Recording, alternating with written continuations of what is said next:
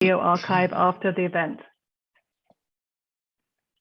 In Zoom's webinar mode, only our speakers today will be visible. The cameras and microphones of all of our other participants are muted automatically. We will, though, have plenty of time for Q&A and dialogue from the audience later.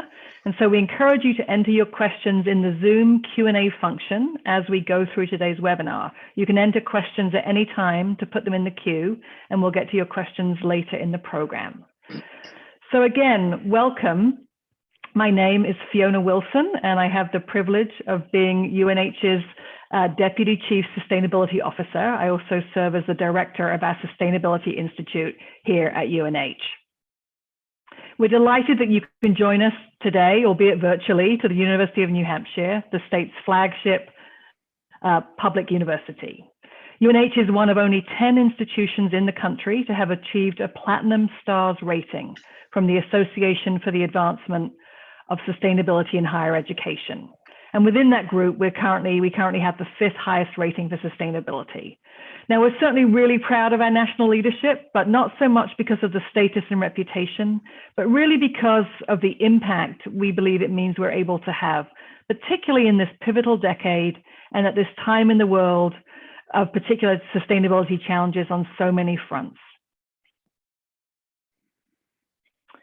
At UNH, our platform for connecting students with hands-on sustainability education is called the Changemaker Collaborative. It is a unique collaboration between the UNH Sustainability Institute, the Peter T. Paul College of Business and Economics, and the Carsey School of Public Policy. The collaborative supports the next generation of skilled, courageous, and confident leaders through real-world learning experiences, but also while helping our community partners with the capacity building to advance their own sustainability initiatives and ultimately the region's sustainability efforts. This work is one of the ways that UNH is helping advance a more sustainable future across the state. We're fulfilling our public university mission, graduating thousands of young sustainability leaders or change makers in the coming decade, and supporting organizations across our region. The Changemaker Collaborative exists because we understand that the scale and complexity of the world's challenges, including the climate crisis and racial injustice, must be addressed by collaboration across public, private, and nonprofit sectors. And we know that the tools of public policy and ethically governed commerce are critically important to mitigating and adapting to these challenges in a just and equitable way. For students who are in the audience today, and I know we have many of you, we really encourage you, students from all majors, to really check out the various programs that we offer here at UNH, which are designed for you to allow you to get the direct hands-on experiences in sustainability, working alongside community partners. And for the community members in the audience today, and I know there are a lot of you too, please reach out if you're interested in connecting with passionate and talented UNH students who through our various programs can help you meaningfully advance your own sustainability initiatives. Right now, we're excited to be piloting a new program to be officially launched in the fall of 2022 called the Carbon Clinic. It's a program that will leverage UNH's 20 years of applied research expertise in greenhouse gas accounting. And the program will train students in the methodology and the underlying science, and then we'll support those students and match them with local companies to help develop carbon footprint analysis and climate action plans for local organizations. We're really excited about this new program and look forward to connecting with many of you about it in the coming months. We're delighted to partner with New Hampshire Businesses for Social Responsibility to offer the event today and to offer it to their members around the state and the region. Thank you, NHBSR, for your long-time collaboration. And I'd also like to thank my faculty colleagues here at UNH, all of whom are bringing students to today's events as part of your courses. Welcome and thank you to each of you, and especially a big welcome to all of the students in all of these various classes. We host the Changemaker Speaker Series because we know the vital importance of shining a light both on innovative practices that are advancing sustainability and on the people, the pioneers and the thought leaders behind this work. because we want to allow UNH students and the broader community to really connect with and learn from these powerful role models for sustainability. So I want to thank all of today's speakers for generously sharing their time and their insights. And before hearing from our panel today, we're going to start with a short keynote dialogue with Andre Beaupre. As we like to say at UNH, every day is a great day to be a wildcat, but it's always an especially good day when we welcome back a distinguished UNH alumnus. Andre Beaupre graduated from UNH's College of Liberal Arts with a degree in communication. He has had a very successful and influential career as an entrepreneur and as a business leader. He was the co-founder of Beaupre & Co. Public Relations and spent 20 years as CEO, leading the firm to become an award-winning, nationally respected strategic communications firm.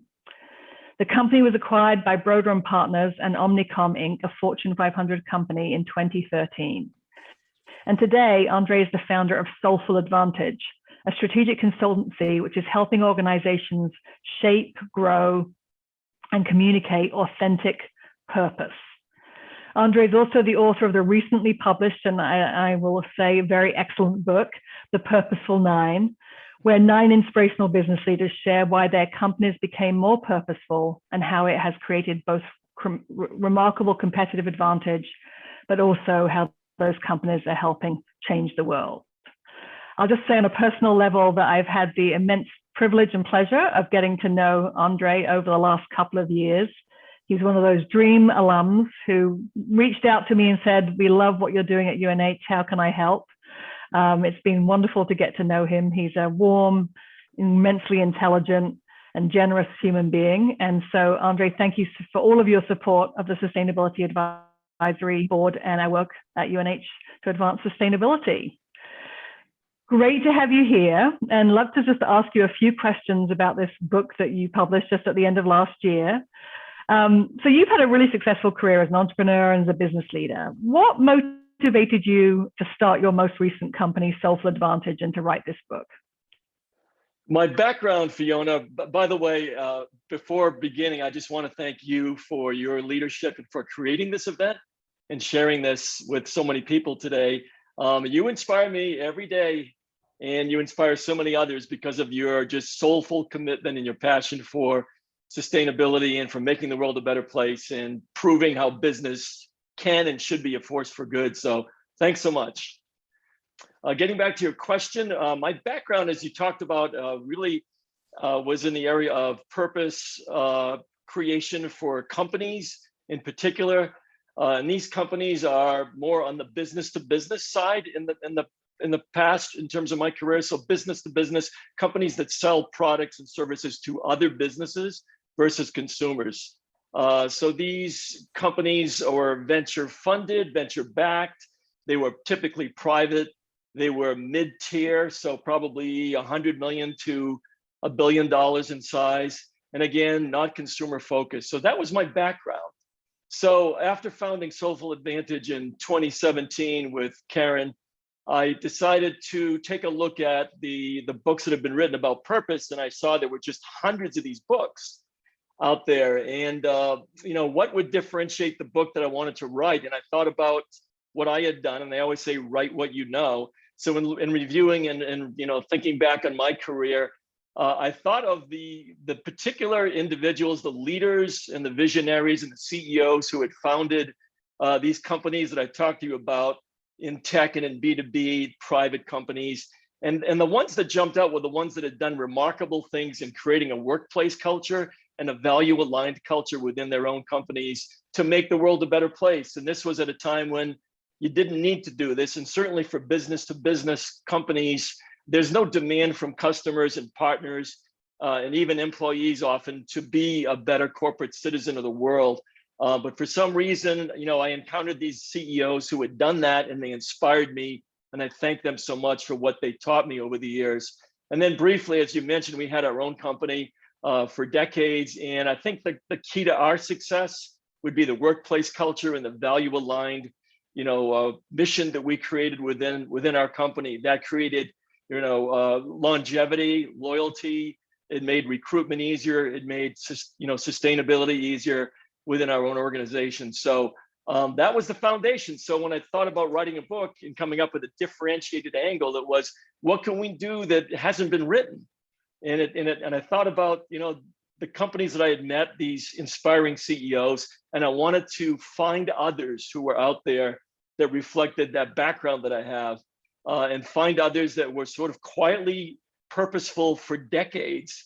And so the first year, 2020, the year of COVID-1, I just spent the time trying to research, discover, build relationships with these different companies and find the stories that would make the book come alive and inspire other companies that are not consumer driven to be more purposeful, because it creates unmistakable competitive advantage. That's great, Andre. I think it's probably a great lesson for everyone in how to spend a pandemic. I can't think of a better way to spend a pandemic than to be researching these companies that are just doing such great things. Hopefully it left you feeling very optimistic. And sort of on that note, love to just hear a little bit more about, you interviewed and spent a lot of time with 9 companies writing this book. What were the things that surprised you most about the companies that you covered in the book? I think that, what expanding the 9 companies I looked at, what blew me away, honestly, was I would call it intentionality and focus. These companies that I eventually, discovered and built relationships with and wrote about in the book have been purposeful for decades. 2 have been purposeful for over 50 years, 2 for over 40 years, 2 for 30 plus years, 20 years. Over almost, and the one that had been doing it the least amount of time was almost a decade. So, and I would say that when you read the book, for most people, you haven't heard about these companies. So you've got these B2B private, mid-tier, mid-market companies being purposeful in terms of their community engagement, their philanthropy, definitely their workplace culture and their value-aligned philosophy. And they're just doing it because it's the right thing to do. No one's asking for it. So that's really what I was looking for in the Purposeful 9 and Soulful Advantage. So intentionality, they've been doing it a long time.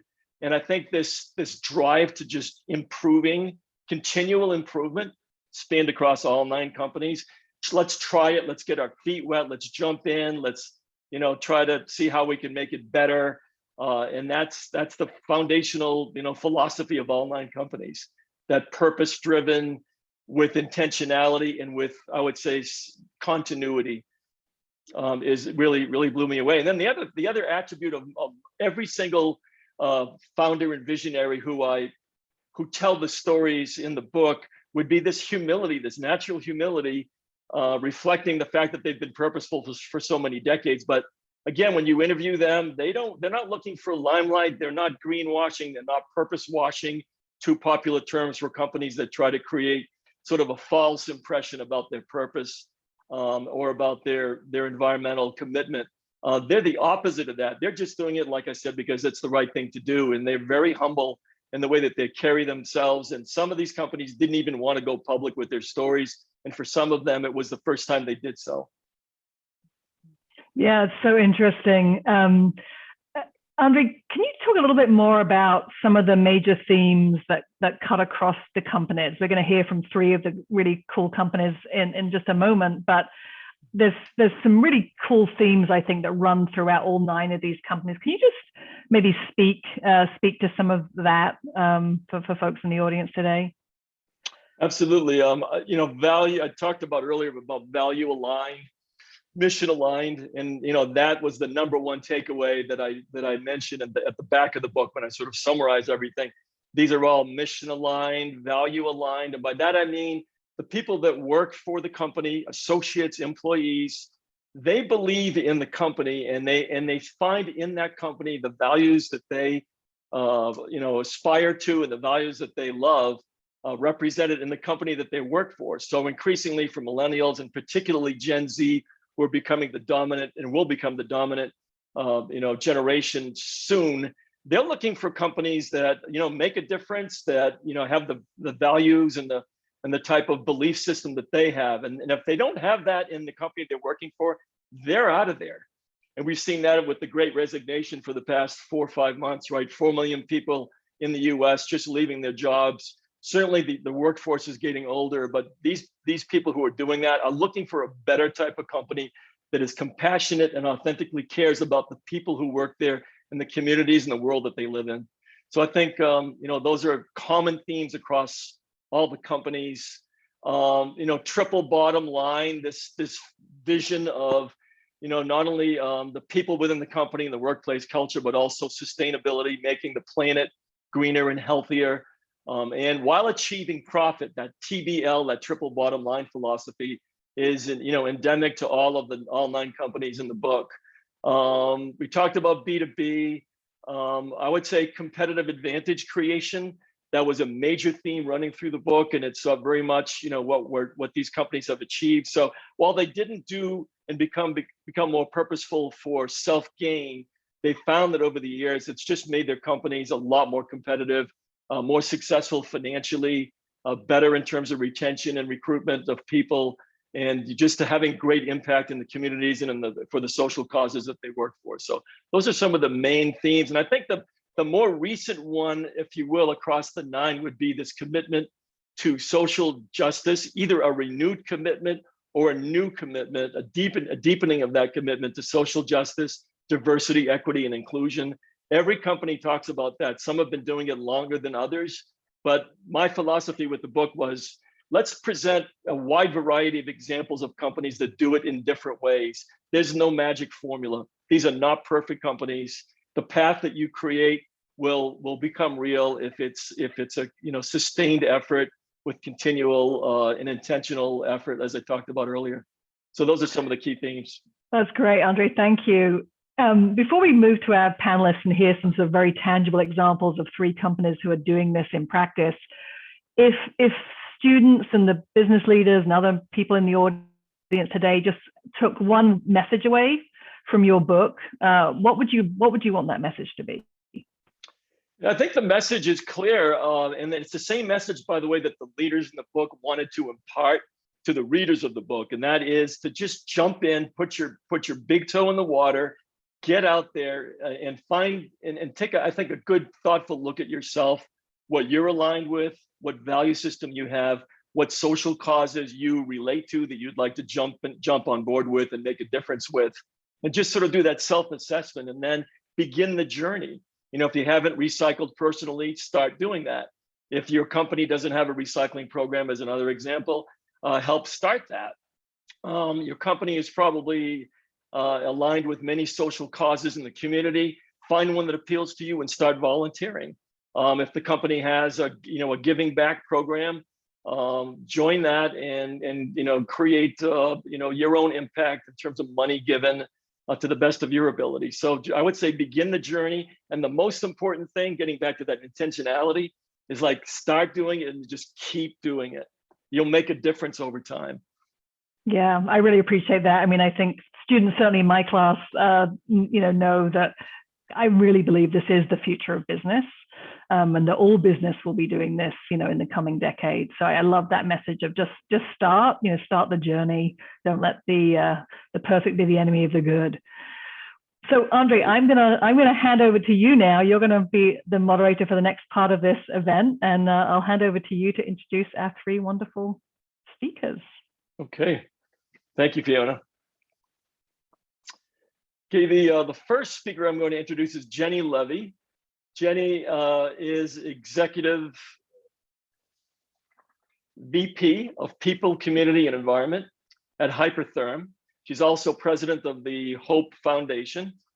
And Jenny has done amazing things at Hypertherm in her long career there. She has led the effort for sustainability. There was a 10-year program that she'll talk about shortly, and creating environmental standards and then reaching a new platform of success for Hypertherm. So done so many different things, including diversity, equity, and inclusion, and social justice, and workplace culture being really key. You'll hear her talk about how Hypertherm committed early on to a no layoff philosophy, which is extremely rare. So Jenny, thanks for joining us. Great to have you here. Kenyatta Brahim, Executive Vice President of Cascade Engineering. Just a remarkable company, like all of these are. remarkable company in the area of social justice, diversity, equity, and inclusion, in particular, pioneering work that was orchestrated and done 20, 30 years ago that they've kept enhancing over time. And Kenyatta will talk about those with us today. Phil Koop, a former journalist who went to the capitalist side, but immediately transformed the company that he worked for and made it much more purposeful and impactful in the Washington, D.C. area. And Phil is one of the co-founders of Revision Energy, one of the leading solar companies, installation companies in the US, and just has done remarkable things, including creating B Corp alignment for Revision Energy and ESOP, so employee stock ownership program creation at Revision. So remarkable people that represent the character and the impact of the 9 purposeful leaders in the book. Thanks for having you here.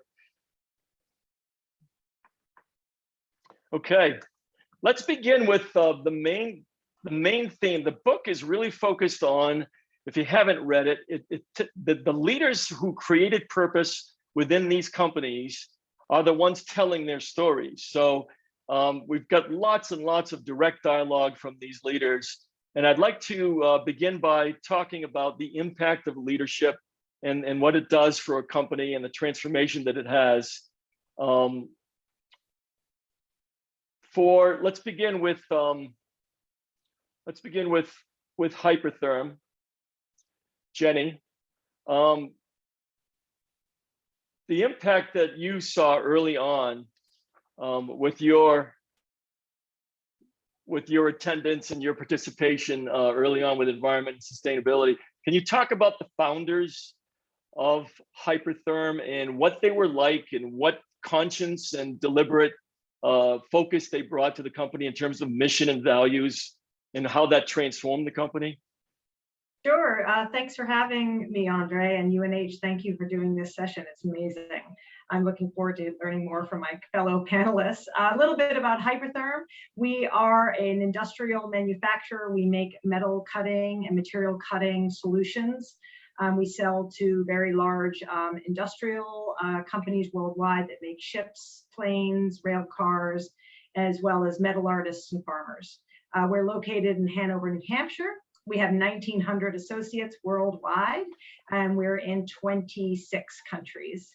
Our founders were Dick Couch and Bob Dean. They were both engineers in 1968. The company really grew from there under the leadership of Dick Couch. And he was in his 20s. He was an engineer who was passionate about really revolutionizing metal cutting at that time through plasma cutting technologies. And really the purpose started with Dick Couch. It started with being a 20-something-year-old building a company with peers and friends, shipping products and having a keg party on the last Friday of the month where they ship the products that month out, and really creating that close connection and understanding about how the success of the company was really on the shoulders of each and every person at Hypertherm. That core belief he describes, I can try to speak for him, really grew with how he then grew the company. He always kept the associate at the center of all of his decisions. His wife, Barbara Couch, ended up joining him in running and growing the company as well. And together they have a very strong, still do, personal ethos and value system. And they couldn't imagine running and growing their company without those values at the center. So their core values for the organization were described and put on the wall, but it was really around reflecting what the realities were. It was putting the health and well-being of associates first. It was caring about associates. It was about taking the long view. It was about a core belief that if you do the right thing, results will follow. If you take the long view, you're building partnerships with people, not for short-term gains, but for long-term results. All of that plays through now, 54 years later at Hypertherm with almost 2,000 associates. It's still a very strong ethos. No more evidenced by in 2001, when they created the ESOP, an employee stock ownership plan, where they sold part of the business to the associates of our company. We're now 100% employee owned, or associates. We call employees associates here at Hypertherm. And there goes our energy efficiency lighting. So no better example of then selling the entire company to all associates. So every associate here owns the business and really lives and breathes the values of that they set up 54 years ago and every year since, and now as we look to the future. Jenny, can you touch real briefly on the no layoff policy, which is so unique? That commitment? Sure. One of the beliefs, again, if you take the long view, and one of the realities is if you have eliminated external shareholders and you have created only internal owners, laying off the owners of your business isn't really a viable strategy or really one that really lives the values of the organization. So we've been committed to a no layoff philosophy for 54 years. We've never had a layoff. So through two great recessions, through COVID-19 as well, we've never laid people off of their jobs. That's because those people own the business with us. And also we've learned that we have a recovery after these great stresses. And when we have everybody already on board who've taken the time to develop themselves further during that time through extra training we've done, we invest more in R&D during the downturns so that we're releasing products coming out of downturns. It takes investments. Our bottom line takes a hit, but what we see in all of these examples is we come out even stronger. And as a result, we have the commitment from our associates to really know that they are safe. There's financial safety, there's physical safety, but that sense of safety, that sense of belonging, which I know we'll talk about later, is really important to know that they're not an expendable asset. They're actually truly part of the business. I love it. Thanks, Jenny. Kenyatta, let's shift gears to you in Cascade Engineering. I'd love you to talk about very briefly what the company does. You could just spend a few seconds on that, and then if you could segue to your views and what you've encountered dealing with Fred Keller, who carries, if I recall, a quote in his wallet from John Wesley about doing all the good you can in the world. Tell us a little bit about the company and then segue to Fred and the kind of impact that he's had on Cascade Engineering. So first of all, thank you for having me. I'm excited to be here. And I love these type of events because you know what? I'm also taking notes and learning from the panelists as well. I think one of the core principles of Cascade Engineering is being a learning organization. And so, you know, this is an opportunity to see how other companies are having a positive impact on the world. And then we try to channel some of that and make our organization better. So the name of our organization is Cascade Engineering. We were founded in 1973. We're a company that has a footprint throughout the United States. We have facilities in Ohio and Michigan, of course, is our headquarters, Texas, and then North Carolina. We have a sales force throughout the United States. And then we have facilities in Budapest and Eastern Europe. We do injection molding. So if you've ever had one of those big trash cans that you roll out to the street, that's probably made by us. We're in a number of different industries, including solid waste. Transportation, we make parts for cars and trucks, and seating are our biggest industries that we're in. Let me talk about Fred Keller a little bit. And Fred Keller is a man that started this company with the hope of having an organization that he could prove could be successful and treat everybody with dignity and respect. And that's how it started. We started with 15 people back in 1973, and we have over 1,200 now throughout the United States and 300 in Europe. And in the beginning, it was hard for Fred to describe, what he was trying to do to other people. And it's good to hear TBL. When I first started talking about triple bottom line, Andy, you know what? I get glazed over looks. People had no idea what I was talking about or what it meant. People would ask us, what? I understand that you care about the planet so you don't get fined, but beyond that, why would you care about the planet? You know what? A lot of organizations, their concern with people was just having someone to make their products. And Fred was beyond that. Fred wanted to have a positive impact on the planet. He wanted to have a positive impact on people. One of the things Fred says is that he wants everybody to know, not just feel, that they're valued by this organization. And that's one of our driving principles, to make sure that everybody is valued. We believe that everyone should have the opportunity for growth and development. So you don't come to Cascade for a job, you come for a career. Hopefully you're able to stay with the organization and grow. We have a lot of success stories where people came in, as an hourly employee, and now they're VPs of the organization. And that's just the type of company that we are. Fred is a person that inspires people. People often know more about Fred Keller than they know about what Cascade Engineering actually does. He has that kind of social impact in the company. Like I said, we do about $350 million annually in business. But when Fred calls, CEO to a billion-dollar corporation, they take his call, right? When Fred gathers people in our community and said, we need to talk about an issue, people come. And so whether we're talking about issues of poverty and trying to address those issues, we've got programs, we'll talk about that a little later, trying to get people out of poverty, providing them careers and the tools to be successful. Fred talks about racism. One of the characteristics I like most about Fred, and I think is the characteristics of a great leader, is they're able to make themselves vulnerable. And I joke with Fred, Fred is in his 70s, he could retire, go out and sit in his house and do what he wants to do, but he's out there in the community. He's challenging us to be better, allowing himself to be vulnerable when he does not have to, right? And that's something that not every leader can say, particularly with issues of race. We talk about some of our issues dealing with our anti-racism program later on, but the fact that Fred will get his employees together and talk about race in a way that sometimes doesn't make him look the best, right? Things that happen earlier on his careers, ways he used to think, or things that he's done in the past, or things his friends have done. But what it does is it creates an environment where people have a safe place to talk about these things, right? An issue such as race, if you don't have a safe place to talk about it, we can never advance the conversation, right? And so we'll talk about that a little more, but also on the planet side, we're a manufacturer, and we're zero waste to landfill.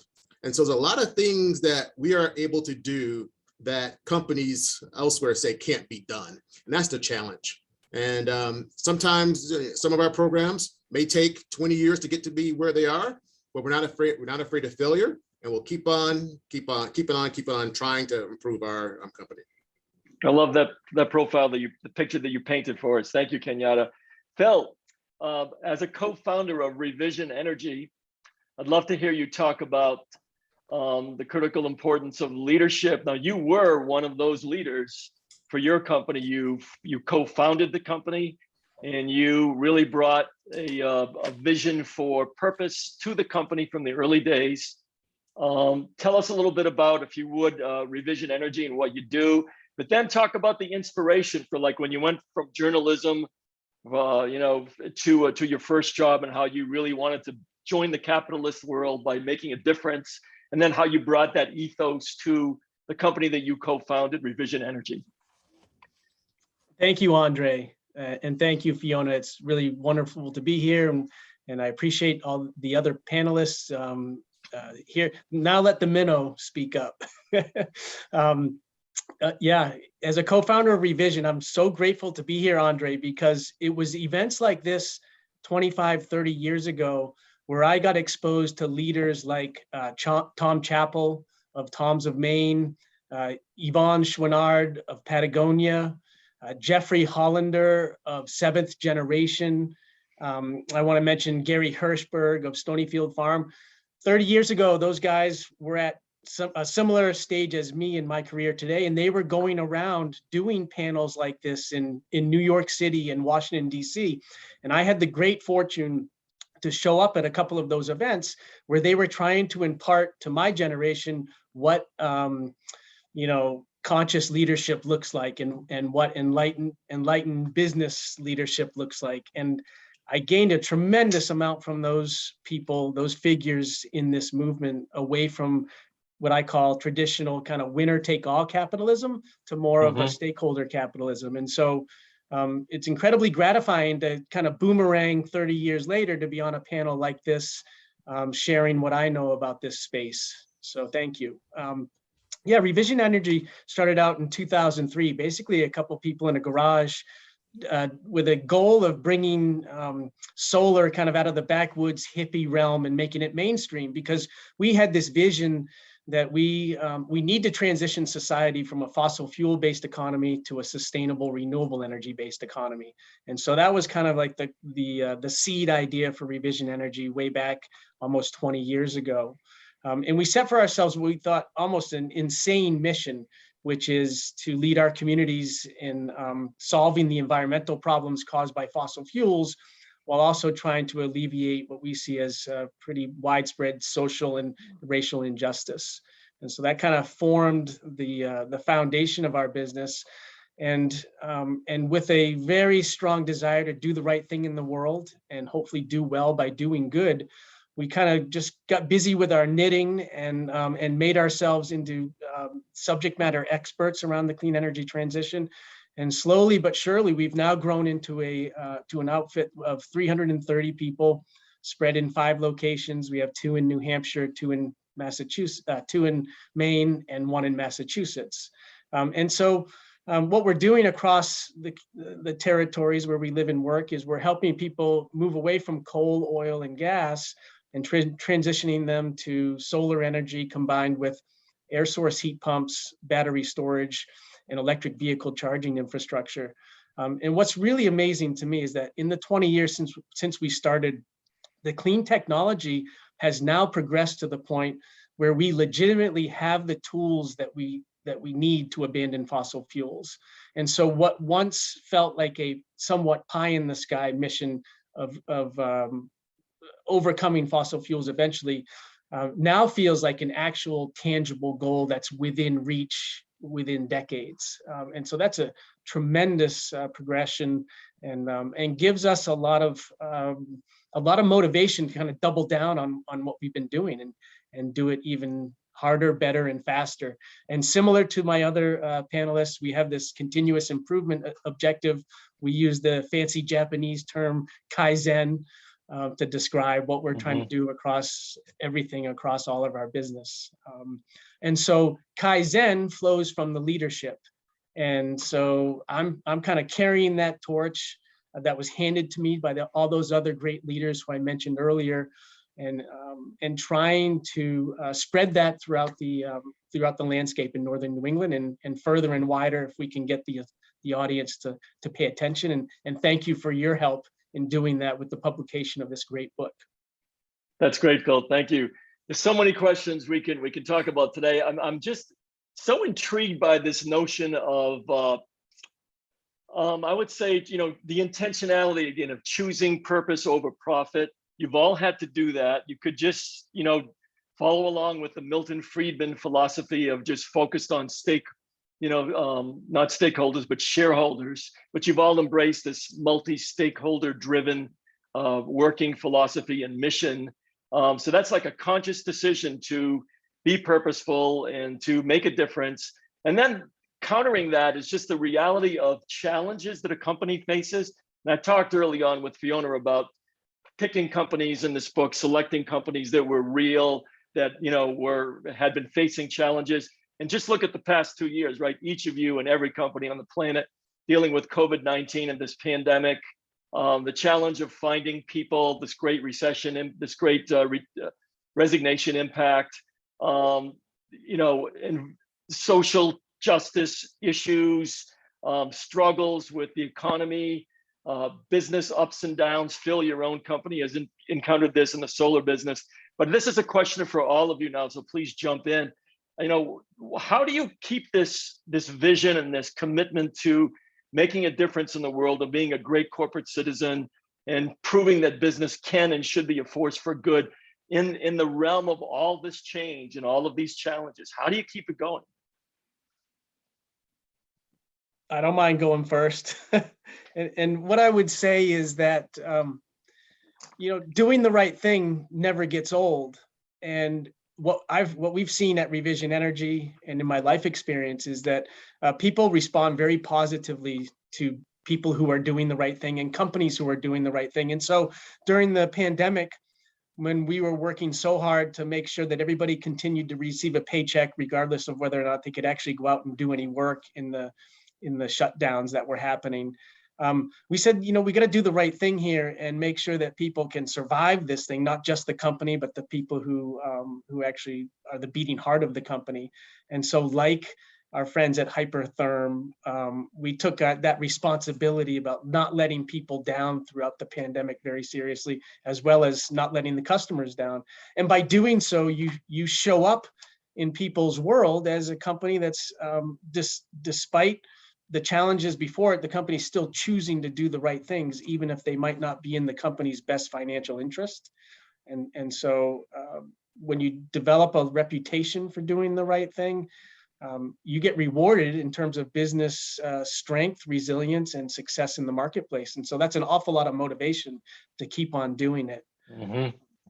And I just want to say, Andre, you know, previously you had asked me about that transition from like the winner take all capitalism to the world I'm trying to create through revision today. And I had this conscious moment where I said, all right, am I going to become a revolutionary and fight the winner take all capitalist system? Or am I going to try to get it, be involved as deeply as I can and change it from within? And I quickly realized that the revolutionary approach was probably a non-starter.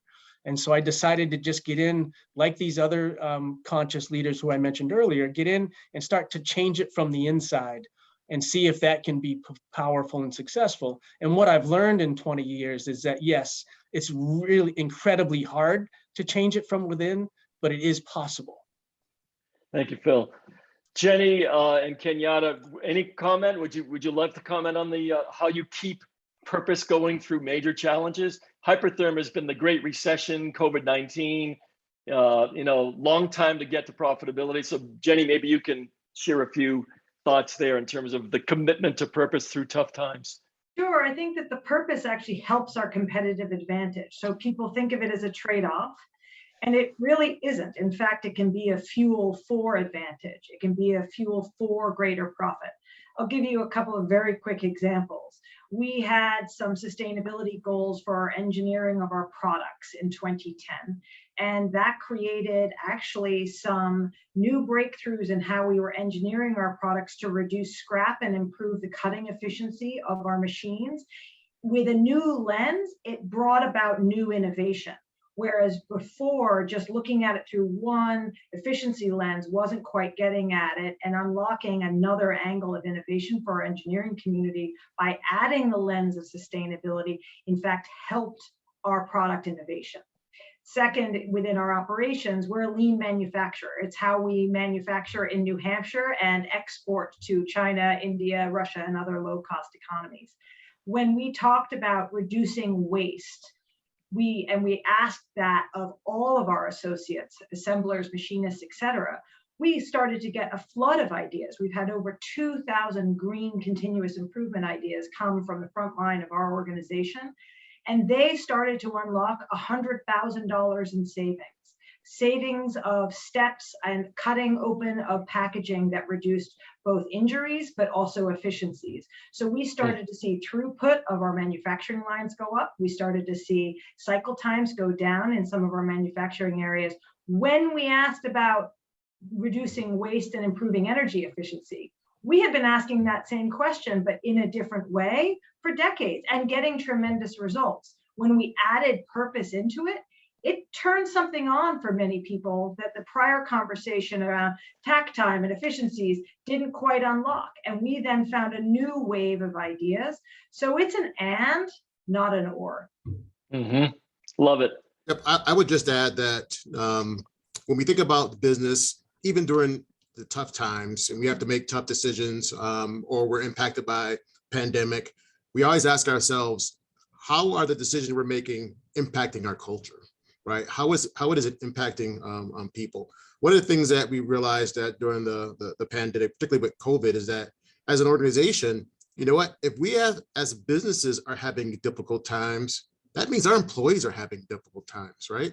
And so what can we do to make the situation easier on our employees? One of the things I realized, and I should have realized this before, is that the largest provider of childcare in Western Michigan, for example, are the public schools. right? And so when COVID is happening and schools are shutting down and your child was impacted because he was sitting, or he or she was sitting next to someone with COVID and they can't come to school, and then you don't have childcare, it impacts the attendance of our employees, right? And so during this time, we had to actually change some of our rules to provide more flexibility so our employees could stay employed. And that is something that, 5 years ago, we would have thought about that. We're like, everybody needs to come to work and be on work on time. And you want to create this employer of choice environment where people want to be here. We want to create this world where employees are giving their discretionary effort. But we realized that even some of our most hardcore employees were having difficult times. And what can we do as an organization to help them? And so we, created some alternative work schedules. We created some flexible hours. We actually changed some of our attendance points and policies to make sure that we, along with our employees, can get through this pandemic. And I think it's about asking questions continuously to make sure that you are, as a business, are behaving in a way that makes an employee proud to be in the organization that they're in. You must always ask yourself that question. Thanks, Kenyatta. Fiona, if I could grab maybe another 5 minutes, because I want to get to a really pragmatic question, if I may. Go for it. It's great. Please. With all three of our esteemed panelists here, but when I talked to all these companies and discovered these companies and found them discussing their stories of purpose, why they did it, how they became purposeful themselves as individuals, and the impact that it had in their organizations. Another point of consistency across all 9 was the fact that they were creating programs and initiatives. They certainly were philosophical about their commitment to making the world a better place and being better corporate citizens, but they put in place and created, with lots of hard work, trial and error over time, programs that created change in their own companies, with their workplace cultures, with their people, within their communities, and with social causes around the world that they care deeply about. So let's just take a few minutes and go through with each of you, maybe pick 1 or 2 pragmatic examples of a program that you created that had real impact. And I'd like to start perhaps with Kenyatta. If you could talk about, Cascade Engineering has had so many, with Returning Citizens, a program launched in 2012, and Welfare to Career in 1999, and the Cascade Diversity Theater. Maybe pick one of those and just use it as an example of how a company can create change by doing something, by pragmatic action. So let me talk about our reentry program. Reentry programs is programs that allow people that are coming out of the criminal system, or people who have criminal backgrounds, give them opportunities for employment. We're very fortunate in the sense that with manufacturing, we have very few limitations on who we can hire.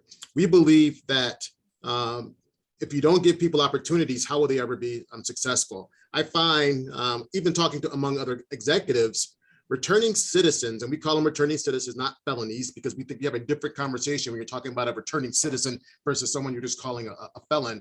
This is one of those areas where people still openly discriminate against people with criminal backgrounds. You might hear someone say, my company doesn't hire criminals, or my company doesn't hire felons. I still read job applications where people ask the question, have you ever been arrested, or have you ever been convicted of a crime? And they use that as a criteria to remove people from their systems. And first of all, if you don't know, those are inappropriate questions, first of all. The EEOC does have guidelines, and I sort of whisper to them, you might not want to say that too loud, Mr. President, because you'll find yourself in trouble. And so what we've done is that we've created a program where we ban the box, so we don't even ask that question when we're doing the initial hiring of all of our people. And this is something that we did that helped us expand the work that we're doing. Western Michigan NICE, we say, we were one of those companies that did all these things, but we never talked about it, Andy. We just kept it to ourselves. We figured it wasn't our business what everybody else was doing. But through work, and really some of the work through our B certification, we realized that other people might be able to learn from our practices. And we're not trying to be preachy. we'll help you understand what we're doing. And if you want to do it, so be it. So one thing we did along with a company called Butterball is we created a 32-2 program. And so what we got is 30 companies in Western Michigan to hire 2 people with criminal backgrounds and track them for 2 years. The purpose was that is to help alleviate some of the fear that a lot of companies have. People think that, first of all, they think that everybody with a criminal background is a mass murderer. It's not true. We find that most of the people with criminal backgrounds have some sort of low-level drug conviction. We find that it disproportionately impacts people of color. And so it impacts our anti-racism work. It impacts our welfare to career work. Often people with criminal records are on the lower end of the economic scale. And so these are things that we can do to have a positive impact in our community by giving them opportunities, providing them a strong culture at CE.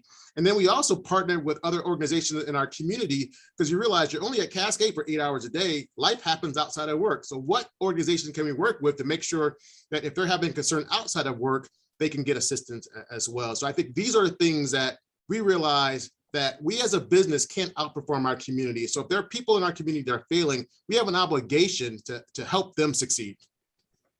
Thanks, Kenyatta.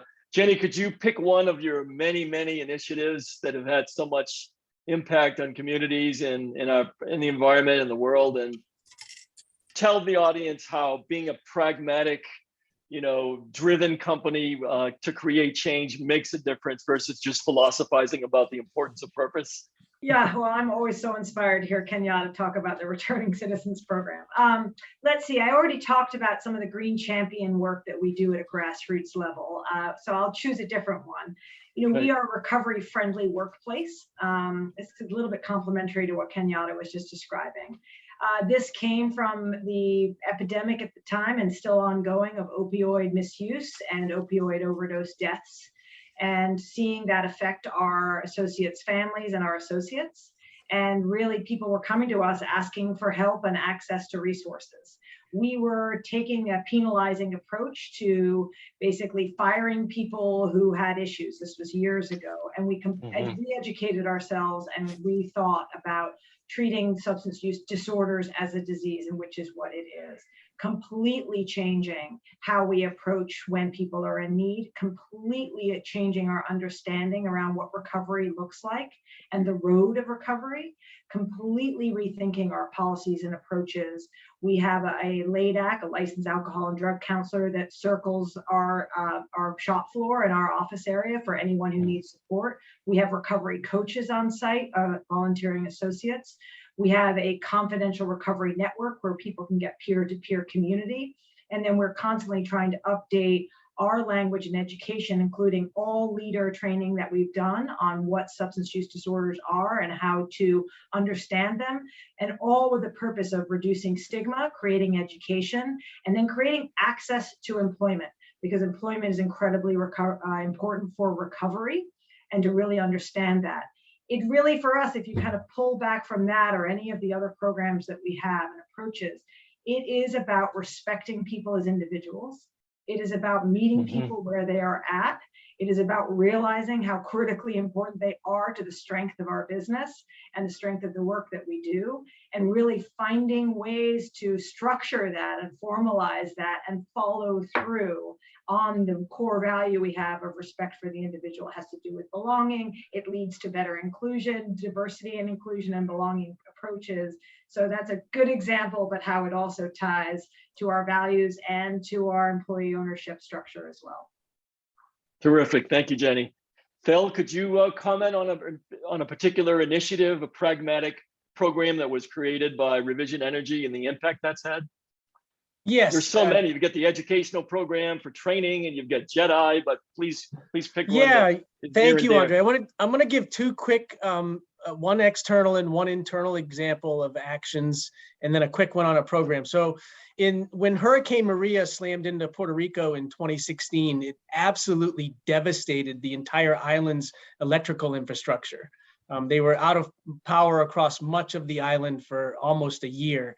And so in response to that disaster, we collaborated with other solar companies in New England, along with Rotary Club International, and we built these emergency portable power units, basically a large landscaping trailer enclosing a bunch of batteries and then solar panels on the roof and electrical outlets on the side of it. And so you could drag this portable emergency power unit into a devastated community and allow people to, charge cell phones, laptops, refrigerators for medicine and lighting. And so that's an example of just a humanitarian effort that we did in the wake of a disaster. Internally, at the height of the pandemic last spring, our team was absolutely destroyed, just totally fried from so many weeks of trying to operate in one of the worst public health crises in 100 years. And so we just summarily decided to give everyone the week of the 4th of July off. We just said, you know what, you gotta imagine in New England, the high time to install clean energy projects is in the summer when Mother Nature is being gentle on us. And and despite that being kind of like our best time of year to make hay for the company, we decided that our people they just needed a chance to recuperate. And so we gave everybody company-wide a 7-day holiday that had never existed in the history of the company. And, it had a phenomenally positive impact such that we have now extended it into perpetuity for as long as we're around. So those are two reactionary initiatives. And then the program that I would just quickly mention is that schools and social service nonprofits cannot access clean energy tax incentives from the federal government. And so they have a kind of one hand tied behind their back when it comes to accessing cost-effective clean energy systems. So we pioneered what we call a solar impact investing program to attract impact capital such that we can build solar for, say, a soup kitchen in Nashua, New Hampshire, or the Good Shepherd Food Bank in Maine that serves 25 million meals per year. Well, last year we installed solar for those organizations at zero upfront cost to them, resulting in immediate savings such that they could increase their long-term economic and environmental sustainability to fulfill their mission as nonprofits. And we've done that for about 150 nonprofits over the past 10 years. Those are terrific examples. Thank you, Jenny and Kenyatta and Phil. You've really made that sense of action and actionable change come alive, I think, for the audience. Fiona, thank you for the extra time. Appreciate it. I want to shift gears now and open it up. And if you could take the reins and drive the audience Q&A, I would sure appreciate that. Thank you. Absolutely. Thank you, Andre. Thank you, Jenny and Kenyatta and Phil. What a great dialogue. And I know we're going to hear some more really interesting things in this next part of Q&A. There's a question here from Giovanni Amado. And he says, I know that there are some good companies out there that use business for the greater good, like all three of you, but how can we, the citizens, know the good companies from the bad? I mean, for all we know, these companies could be lying about their goal and not doing the right thing. So maybe I'd love to start with Kenyatta and Phil. You're both certified B Corps. You both mentioned that in passing. I'd love for you to just talk a little bit about what it means. What is a certified B Corp? What does it mean? And how would you answer Giovanni's question? I think it's a great question. So let me start off with certification. So there are B corporations and then there's B certified corporations. So a B Corp is an organization that's actually changed their bylaws to add the triple bottom line philosophy. That company can also be B certified, and B certified corporations, and that's what we are. Unfortunately, in Michigan, they do not allow B Corps yet. I'll talk about that in a second. And what it is a audit by B Lab, and it's very intense. And so one way you could know is that if they actually have a B score, that B score means something. Because they've been audited by a third party. They've looked at all the triple bottom line issues, and they've given them a score. And typically, if you get above an 80, you're going to be certified as a B Corp. And your question is interesting because in Michigan, one of the reasons that we don't have the B Corp certification is some companies actually push back against the government to make the certification because they thought it would create good and bad companies. And so for those of us who support it, we say that can't be true. But in reality, it could be a little true if people will begin looking for the B certification to determine whether they want to do business with them or not. But I don't think that's a bad thing. But just so you're aware, out in the business community, there are companies that don't like this because they think that it will put companies in two classifications: those that claim they do good and can prove it, and those who may claim they do good and can't prove it. And so it's very controversial, but very good question. Yeah, so really the B Corp certification is really helping customers like Giovanni really distinguish between just good marketing and really good companies, I think is what you're saying. Yeah, Phil, I know you're also a long-time certified B Corp. Would you like to add anything about that?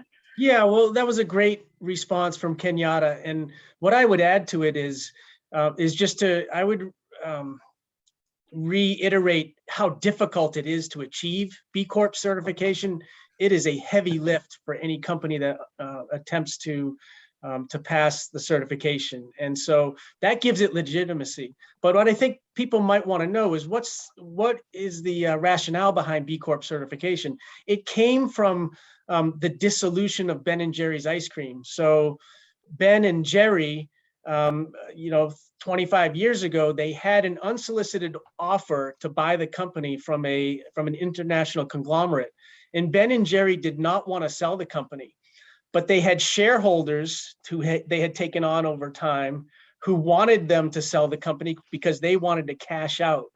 And so over the objections of Ben and Jerry, kind of the company was forced to be sold to this international conglomerate.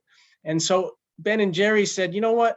We didn't like the way that went down. We think that companies should be able to kind of stay true to their core roots if they want to. And they decided to partner with some other guys to come up with B Labs to create this B Corp certification program that would give companies more strength in the face of kind of like a hostile takeover situation, for example. I'm not sure that, anyway, there's a good history there for people to better understand what's behind B Corp certification. And so when Revision Energy was contemplating it, we looked long and hard at all the hoops that you have to jump through to become certified. And at the end of the day, we said, you know what, this is going to take significant time and company resources, but at the end of the day, we know it's going to be worth it, because once we're certified, it will very clearly signal to people out in the marketplace what kind of company we are and what kind of business philosophy we believe in. And so I think it's a really credible and legitimate certification to look for if you're looking for authentic companies that are trying to do well, to do good by doing well. I said that better. So. That's great.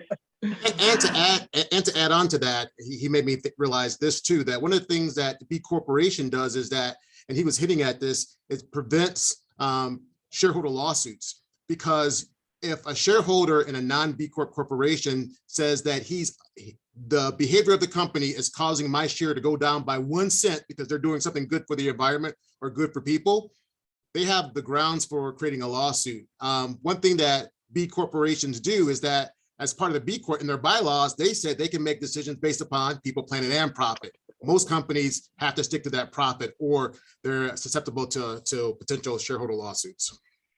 Yeah, that's great. Thank you. There's some questions. I'm going to combine a couple of questions. We have had over 500 people on this webinar, and so there's a lot of questions coming in. So I want to try and get to as many of them as we can.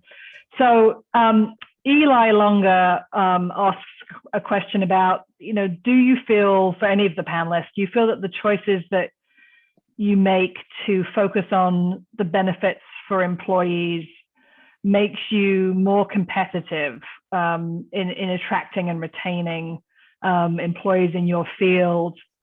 And wanted to sort of combine that with a question. Where was the question? Well, let's just jump into that question then. Yeah, is it helping make you a more competitive employer to offer these kinds of workplace practices and benefits for your employees? I can start with that. Absolutely. People, luckily, in our country have choices. And you can choose where to work, and you can choose to leave a place of work. And so the type of environment that we have is either going to be attractive to somebody or not. And everyone is different. They're looking for something different. But the programs and approaches we have, I think, are important for people to know that this is a place where they're going to be safe, where they can have a career, where they can feel respected and make a noble living and to have a future. So the programs we have, for example, our ESOP is around long-term wealth generation for retirement. People are allocated shares in our ESOP every year. And then when they vest at retirement, they then have a valuation that they are cashed out and receive for their retirement. So that absolutely attracts people.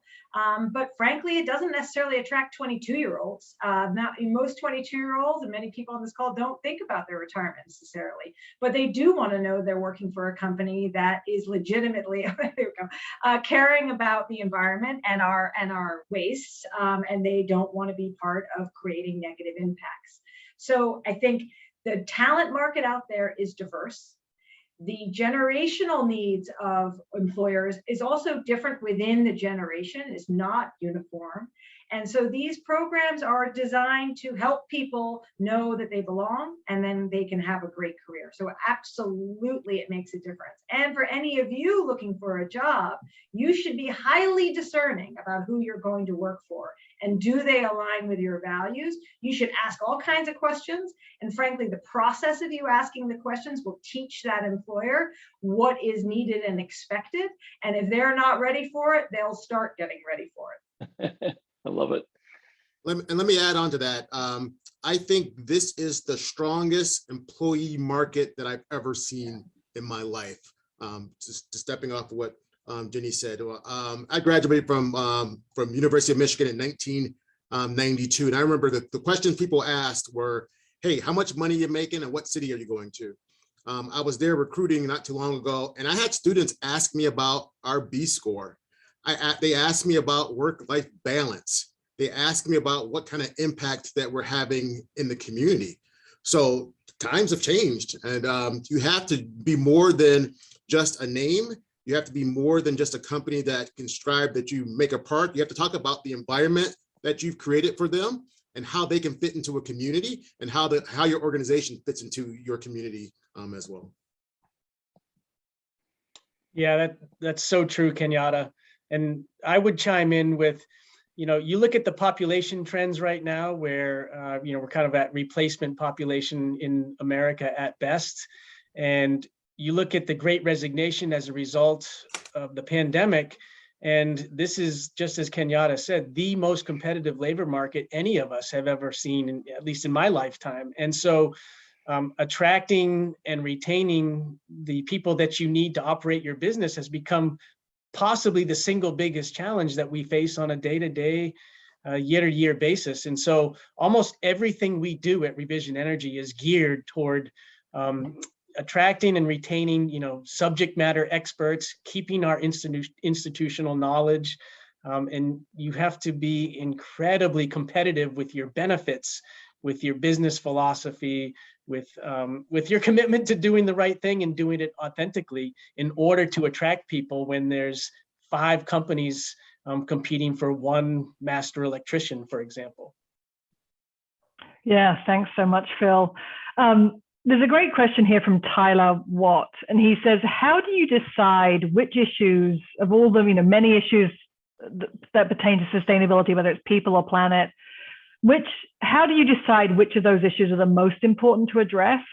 And are there times when making profits interferes with addressing certain issues? So for any of you to answer. Great question, Tyler. I can start with that.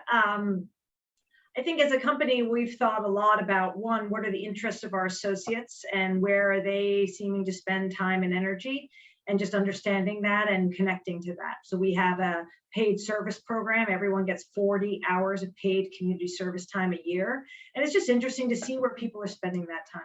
But as a business, we're an industrial manufacturer. And so our interests should hopefully align with, one, where are the very real impacts that we're making, positive or negative? So what is our environmental impact? And we must be valid and true to trying to reduce and actually reducing that impact We are aligned with Science-Based Target Initiative impact goals, for example. So one is where are your greatest impacts, and work diligently to truly address the negative impacts. Number two, we think about what are our competencies or capabilities that are unique. We are a modern manufacturer in the Upper Valley. We open our doors to over 1,000 students a year to do school trips through our manufacturing facility, talking to engineers, looking at our manufacturing floor, really thinking about science at work, engineering at work. That's an example of taking our capabilities and competencies and applying it, hopefully, to the benefit of the community. But that's unique to us.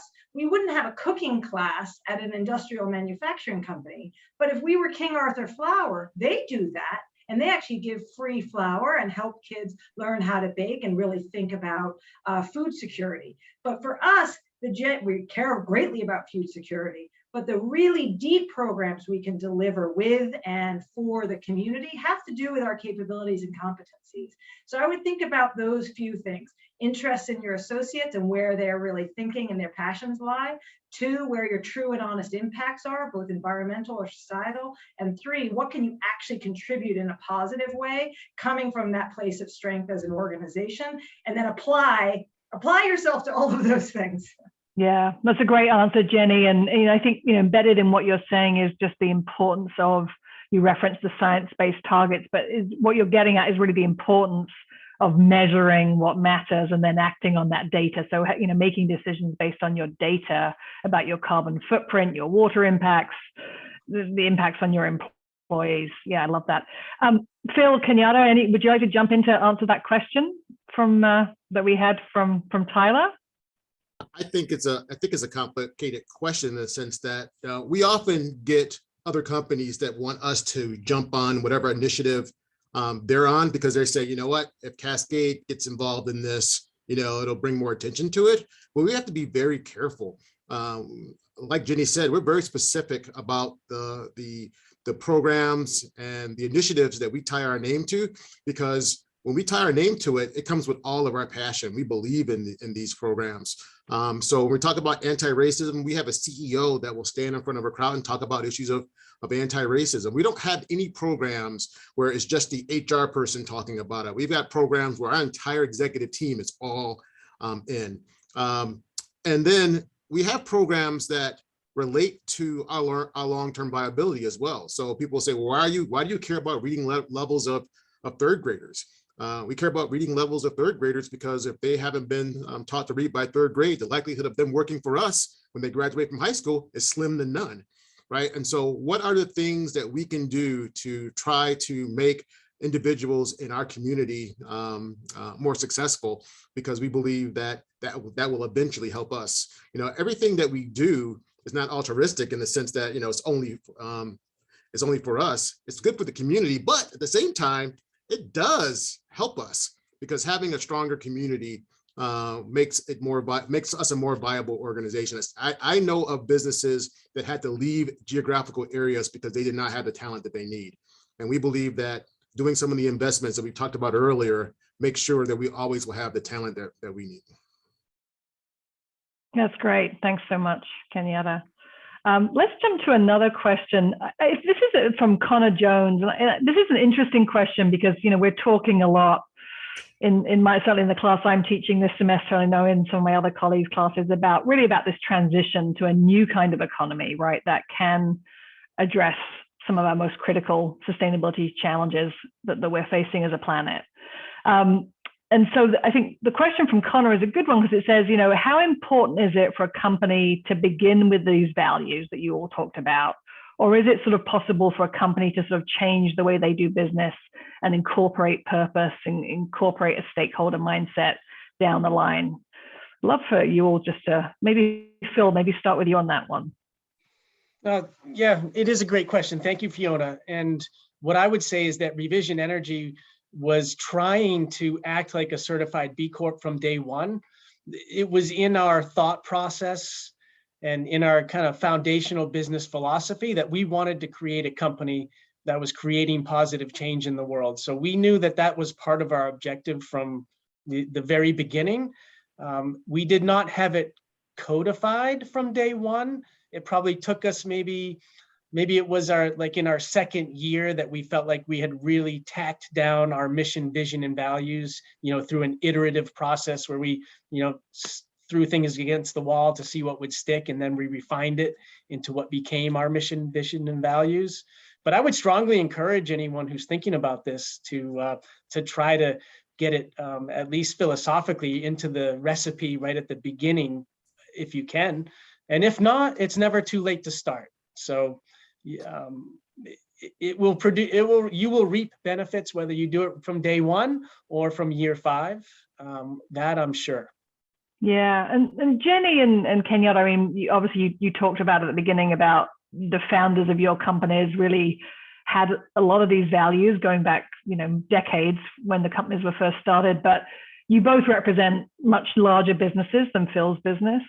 How possible do you think it is for large businesses, perhaps ones who aren't yet as advanced as your businesses are, to really sort of change direction and to become more purposeful and more stakeholder focused? So this is something that actually Fred and I argue about. Fred goes to the school that from day one, like Phil talked about, you should be doing this because you understand it's the right thing to do. It's my experience, and I've worked with leaders that may not have believed it on day one, but being immersed in this has allowed them to change their view and then to become great advocates. We have the advantage, and Phil told a great story about Ben and Jerry. We have the great advantage of being privately held. And so we have a family that supports this, and that's all the support that we need. I've been involved with organizations where they do work similar to what Cascade Engineering does, but they are aware that, and they do not talk about it because they don't want the shareholders to stop them from doing it, right? So I think that's the one, well, there could be many things wrong with capitalism, but I think that's one of the things about being a publicly traded organization, is that sometimes you are limited in what you can and cannot do because, angry shareholders, and particularly if your stock is going down, they may attribute, this behavior to the fact that you've done something positive to the planet. And we're lucky that as a privately held, closely held organization, we can avoid those issues. But I do believe that you should start the behavior, and eventually you'll come around to understanding and seeing that it's the right thing to do. Yeah, that's great. I love that answer, Kenyatta. I'm going to go to another question because we've got so many great questions and want to get to as many of them as we can. There's a question here from Alex Elsbach.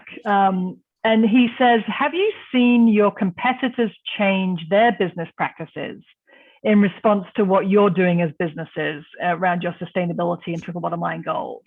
And can you predict how these changes are going to be affecting the industry that you're in on a wider scale moving forward? Love to hear your responses to that. So have you seen competitors changing what they do in response to some of the things that you're doing? I can go real quick, Fiona, and just say that roughly a year and a half after we became a certified B Corp, our #1 competitor in Maine became a certified B Corp. And so we thought that was, some nice flattery and a great thing. They're a company that we admire. We compete strongly in the marketplace, but we respect each other a great deal, and we will collaborate when and if the opportunity presents. So yeah, we've seen some change. We've also seen a lot of businesses in Maine and in New Hampshire, for that matter, become B Corps as a result of revision certification. So we think it's somewhat contagious in a good way. Jenny, I think you were about to say something as well, perhaps. Yeah, I think that our competitors, we sell to the same customers who are looking for something, and they'll scan for example, the energy efficiency of the capital equipment that people are buying and installing. And so when customers start to ask about energy efficiency, the people that they're asking for quotes from will start to create metrics around energy efficiency. So in one way, competitors start to respond to the demands of customers. But in another way, when you see another company do something you didn't know was possible, it helps you can learn that path, and it hopefully helps you realize, oh, I can do that too. So yes, you could do it from a competitiveness perspective, but you also can do it out of just what is possible, and the definition of possibility changing and evolving. So the way that we've seen that, for example, is with our supplier relationships, suppliers coming to us going to our suppliers and learning, for example, about waste management and energy management, hazardous material reduction. We've also had very open conversations with even competitors, because when it comes to, Phil's point is exactly right, when it comes to doing the right thing for the planet or for the community, we should not be hoarding solutions. We absolutely must be sharing them. So we are completely open, an open book with that, which is also why we try and share a lot of our solutions in corporate social responsibility reporting, and really kind of laying that transparency out there as well. Yeah, that's just such a huge shift, right? Sort of, it used to be that, in competitive industries, you would, as you say, would hoard those secrets, right? We don't want our competitors to know what we're doing. But in this new sort of more collaborative economy, a more stakeholder focused form of capitalism, we actually want other companies to copy what we're doing, because we want more businesses to be using business as a force for good. I love that transparency that you have at Hypertherm, Jenny. There's a question here from Erin Donahue, and she says, what are some of the biggest obstacles that your companies have had to overcome, particularly related to the use of the stakeholder approach, in order to get where you are today? I'll open that for anyone who would like to answer that. Sure. I mean, the obstacles can be, not everything immediately gets an applause. A lot of the work that you do that's the right thing is truly long-term, patient capital, patient change, long-term change. So one of the challenges is, you're not going to get a milk bone at every turn. It's just not the way it works. So that's where your intentionality and commitment to long-term purpose comes in. Do you believe this is the right thing to do? If so, even with an investment that it takes, or a dip, or through a dip, are you going to maintain that course? That is really challenging when you think, oh gosh, you're nattering understandably around a downturn in the economy. Those are huge challenges. But if you have alignment around the principles, alignment around the purpose, that helps a lot. But those are very challenging times. Yeah, absolutely. Phil or Kenyatta, any other comments, or shall I jump onto another question? I think Jenny hit that one right on the head. All right, perfect. Well, I'd love to ask sort of one final question to all of you, just to sort of make sure we're leaving everyone in the audience with some messages. So what would be that message that you really like to leave everyone in the audience with about the future of business and the role of purpose? I think in particular, we've got a lot of students on the Zoom today. What advice would you have for them about their futures? And there's a question from somebody about, is it only people who have degrees in business who can work for businesses like your own? Are there opportunities for people who have things like English degrees? So we'd love just to hear, your closing thoughts and the advice you'd have, particularly for our students today. Phil, should we start? Oh, yeah, Kenyatta, go for it. I'll jump in. The awkward silence there. So I think that, coming into the business world, I always thought that, there were two Kenyatas. There was a Kenyatta that did things for his community, that, worked with Boy Scouts, or, helped people with legal issues. I'm an attorney by trade, or did all these things, was active in my church. And then there was the Kenyatta that went to work and helped maximize profits for the Freeman model, just purely. And that previously, particularly when I was at my law firm, those two Kenyatas fought each other all the time for time, for energy. Was it my career, or was it my community? What was I trying to do, and what was more important to me? Because they both were very important to me. And the thing that I've learned over the years, and particularly since coming to Cascade, is that I no longer see myself as two Kenyatas. I see myself as one Kenyatta, and the triple bottom line philosophy has allowed those two Kenyatas to come together. And I like to tell young people, I find it funny that, I say young people now, I'm getting up in age here. And I like to share my experiences that there are organizations out there where you can be the one, insert your name, where you can find value, the things that you have value in personally. There are companies that value those same things. It may take some time and effort to find them, but you can do that. And in many situations, if the company isn't like that right now, particularly since I talked about this being an employee market, you may be able to get your company to move to value more of the things that you as an individual value. And you have to ask the questions. And sometimes you have to make tough decisions, but do things that allow you to bring your whole self to work. You will find that you'll have a longer and happier career. Fantastic advice, Kenyatta. Couldn't agree more. Jenny. Yeah, I love that. I guess my advice would be companies have no easy buck. We have huge problems and challenges that we're all facing. There's no one on easy street at any company. The planet is facing tremendous problems that are, and the solutions feel out of our reach most of the time. So if you are bringing creative problem solving, if you are bringing the capability to help solve problems, not just point them out, but point them out and bring solutions, help build solutions, help collaborate on solutions. So if you're an English major, fantastic. You probably have a very different perspective on how to go about this. If you're an engineering major, great. If you're a poetry major, whatever. I was an anthropology and a sociology major. It's around creative problem solutioning and understanding and how to get there with others, because all of the problems that any company is facing, whether it's market share or the planet or the community, it cannot be solved alone. So we're looking and needing people to add to the team, which is the second thing I would advise is do not look to fit a team, look to add to a team. Similarly, anyone who's hiring should not be looking for a fit. You do not need more gingerbread people coming in. You need people to add to the team. So you need to put your true self forward because that's what you're going to add. The Kenyatta's point around the one Kenyatta is exactly right. I think that's incredibly, incredibly important.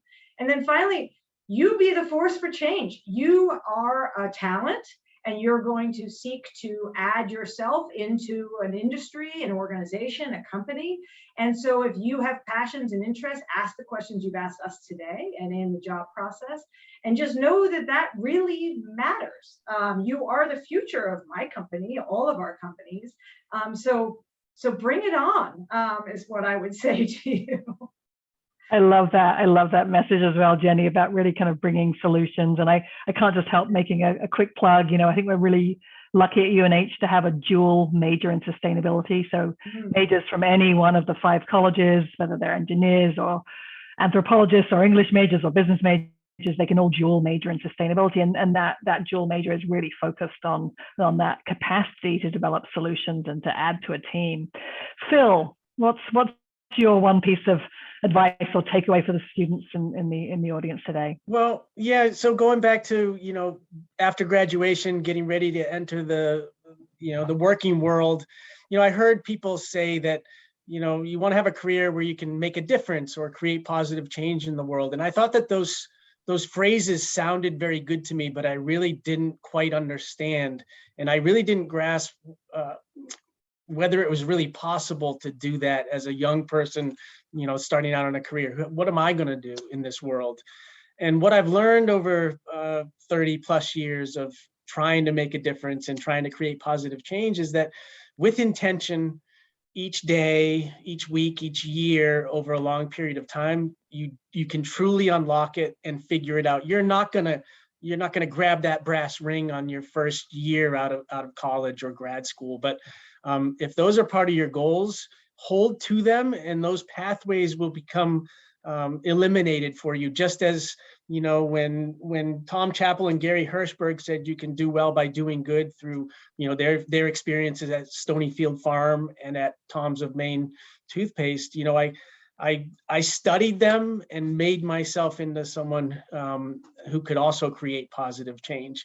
And I also just want to say that we're facing a really crazy time right now with, you know, the worst pandemic in 100 years, and a lot of divisiveness both in the US and around the world. And I want to remind everyone that civilized society is a team sport.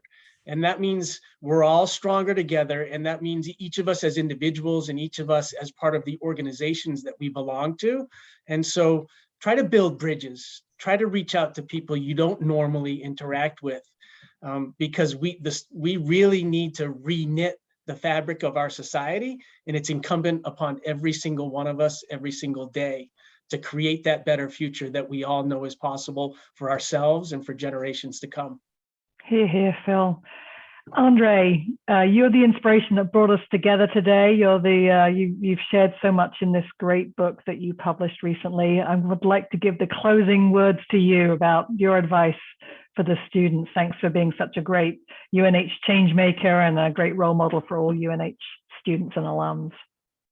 Yeah, as Jenny and Phil and Kenyatta just talked about, it's such a threshold moment, right, that we're all living in, and really a historic moment that we haven't seen for generations or ever in some cases. So it's a pivotal moment in time. As we've heard, the opportunities have never been greater.